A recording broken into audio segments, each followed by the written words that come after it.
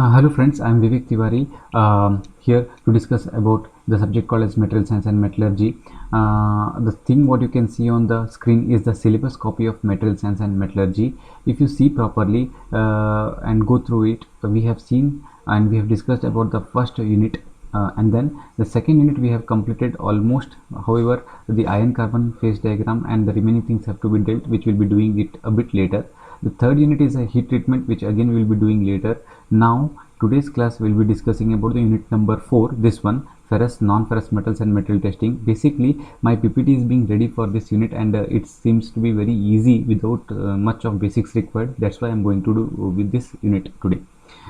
So this is the unit which we are discussing in today's class, that is ferrous, non-ferrous metals and metal testing. Now I will be displaying you the PPT what I have prepared for this unit. Again, this the PPT for this unit is also being supplied to you all in the form of the WhatsApp group, so you can go through it. Now this is the PPT what you can see, right? Right. So this is the unit called as the ferrous, non-ferrous metals and metal testing. So when it comes to the, you can see that this unit contains three basic parts, subdivisions. One is the ferrous metals or alloys, non-ferrous metals and alloys, and third one is the material testing. When it comes to the ferrous metals or the ferrous alloys, we'll be discussing about some introductory part. Then we'll be discussing about the stainless steel and its four types, tool steel and its again four types, the high strength low alloy steels, and the effect of alloying elements on the steels. And then we'll be discussing about the cast iron, the different type of cast iron, that is gray cast iron, white cast iron, malleable cast iron, and spherical graphite iron. Then we'll be discussing about the non-ferrous metals, and the most important type of non-ferrous metals are copper and aluminum. So we'll be discussing about copper and its alloys, aluminum its alloys, its properties and applications. Then we'll also be discussing about the way by which we can extract the mechanical properties of the materials, and that is done by material testing. And the different types of material testing which we'll be discussing would be tensile testing, compression testing, hardness testing, creep testing, and fatigue testing. One thing you should remember over here is that nobody makes use of pure metals, because pure metals is very difficult to extract, also very difficult to maintain and use. That's why we all of them go for alloys.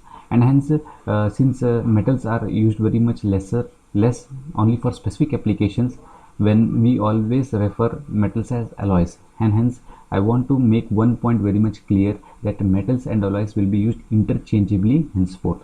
So that is it. Now coming to the next part, that is engineering materials. We know that the most important type of engineering materials are metals and alloys, polymers or plastics, ceramics, rubbers and glasses. And when it comes to the metals and alloys, they can be basically classified into two types. One is the ferrous metals and the other one is non-ferrous metals.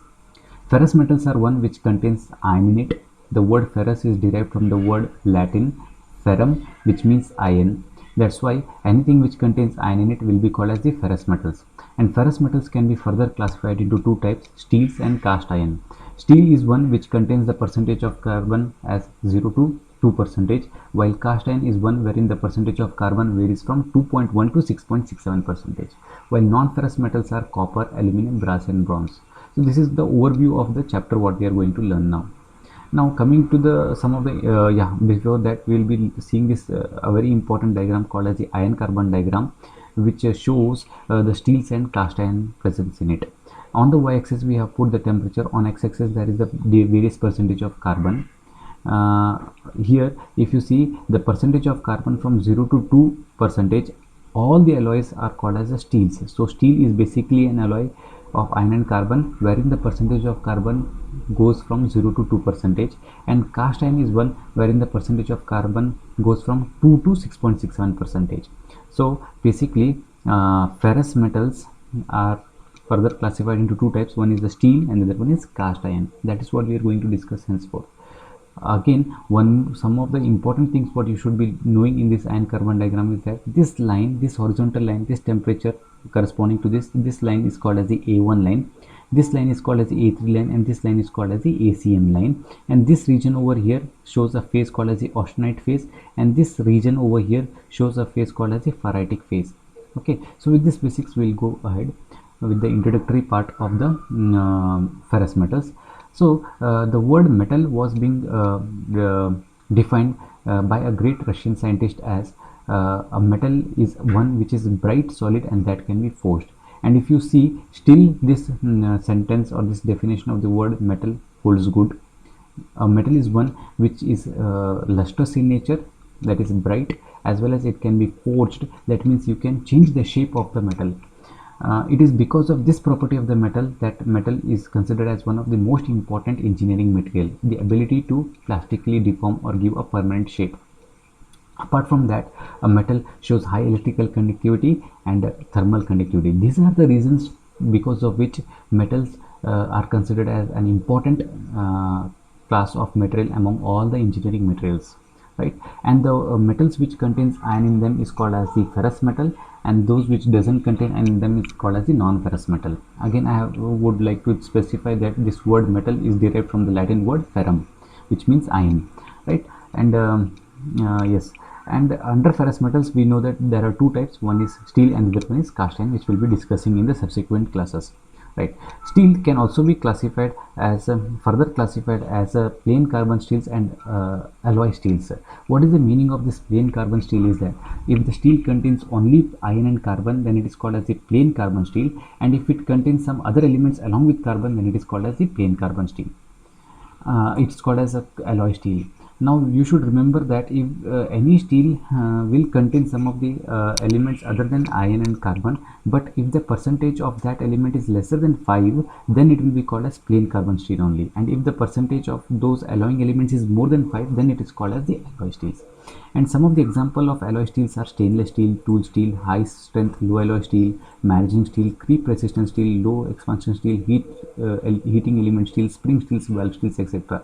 All these steels are being done by adding of some kind of alloying elements which are more than 5% for some specific properties. To get some specific properties, this type of steels are used. Yes. So next we will go ahead with the first type of important type of steel, alloy steel, which is called as stainless steel. Stainless steel is an alloy steel. It is a high corrosion resistant. It shows high corrosion resistant, means it doesn't rust, and it doesn't rust in the usual environment. It is used in the nuclear plants, power plants, pulp and paper industries, food processing industries. The usages of stainless steel is enormous. Wherever there is a need of structure which shouldn't rust, stainless steels are used. The stainless property for the steel comes by the addition of an alloying element called as the chromium. Why or how does this chromium make the stainless steel stainless is described in the next sentence. Chromium oxide forms a thin layer of hydrous chromium oxide which is passive, self-healing, and hence prevents the further attack. Because of this reason only, this stainless steel is also considered as recyclable material, right?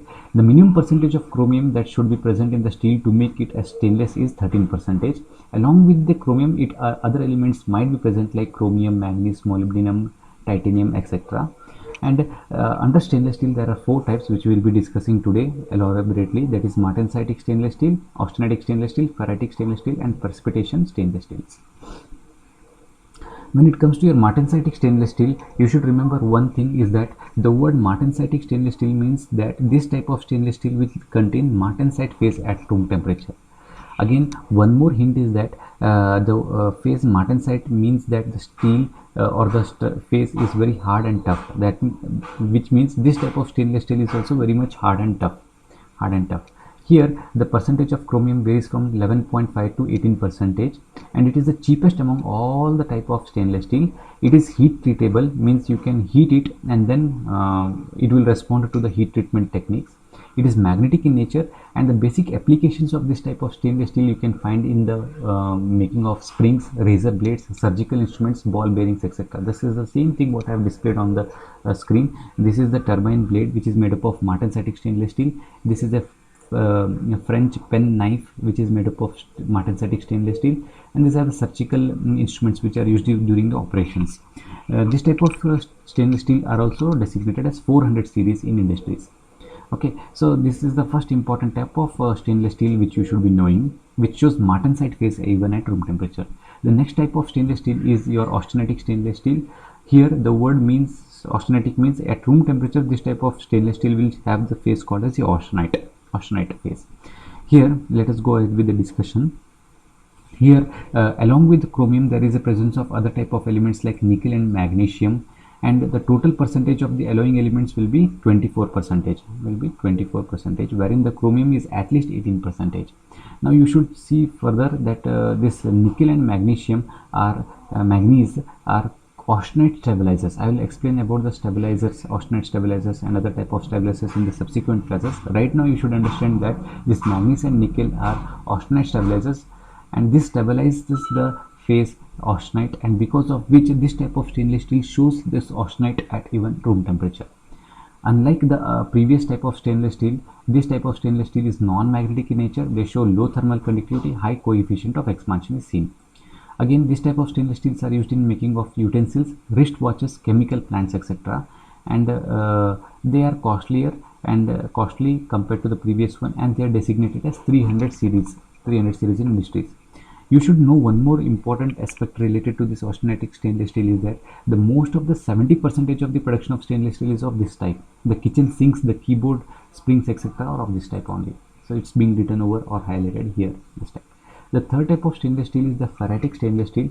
This means this type of stainless steel will show the ferrite phase even at room temperature, and here only chromium is present, not other elements are present, alloying elements are present, only this is present, and the percentage of chromium varies from 13% to 27%. However, compared to the martensitic stainless steel, they are superior and they are expensive also, they are non-heat treatable also, and at room temperature they show chromium, they show ferrite. It is because of the presence of high amount of chromium. Chromium is a ferrite stabilizing element, which means it stabilizes the ferrite phase, and because of which this type of stainless steel show ferrite phase even at room temperatures. Examples of this type of stainless steels are heat exchangers, sugar industries, restaurant equipments, automobile exhausts, etc. And it is also been designated as 400 series stainless steel. Now here I have put some important things over here, which means you can develop a relationship, or you can compare the different type of stainless steel. When it comes to the corrosion resistance aspect, the austenitic stainless steel shows the highest corrosion resistance. The second one is a ferritic, and the third one is the martensitic stainless steel. When it comes to the mechanical strength, that is yield strength and tensile strength, etc., it is the martensitic stainless steel which shows the highest property. Then comes the austenitic, and third one is the ferritic stainless steel. So this is an important thing which you should keep in mind. The fourth type of stainless steel is the precipitation stainless steel. Here, in addition to the nickel and chromium, molybdenum, copper, aluminum is present in this type of stainless steel. This type of stainless steel basically shows good amount of strength, and it is because of the presence of some kind of precipitations present in this type of stainless steel, like nickel, aluminum, Ni3Al. And this type of stainless steel shows very good strength at high temperature applications. That is why it is used in the making of aircrafts, missile industries, etc. Further, this type of stainless steel is designated in industries as 17.4 pH, etc. This you should keep in mind. Again, this type of stainless steels are used in making of shafts of pumps, valves, etc. You must be understanding or knowing that pumps and valves are used in industries at sometimes at high temperature applications, and so this type of stainless steels are used in those applications. This completes the explanation about the different type of stainless steel. Now we will discuss about the different type, another type of steel called as the tool steels. So tool steels are the one or the steels which are used in making of tools, and tools are used for changing the shape of steels. So the steels which are used in making of tools are called as the tool steels.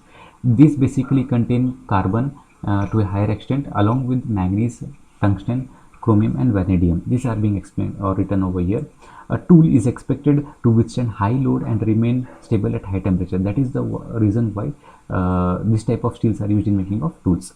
Further, these tool steels are classified as cold working tool steels, hot working tool steels, high speed steels and special purpose tool steels. Cold working tool steels are one which are used for making of tools which are going to work at room temperature. Hot working tool steels are the steels which are used for making of tools which are going to be used at high temperature applications. High speed tool steels are the steels which are used in making of tools which are going to be working at high speed, and the remaining type of steels which are used in making of tools are called as the special purpose tool steels. So with this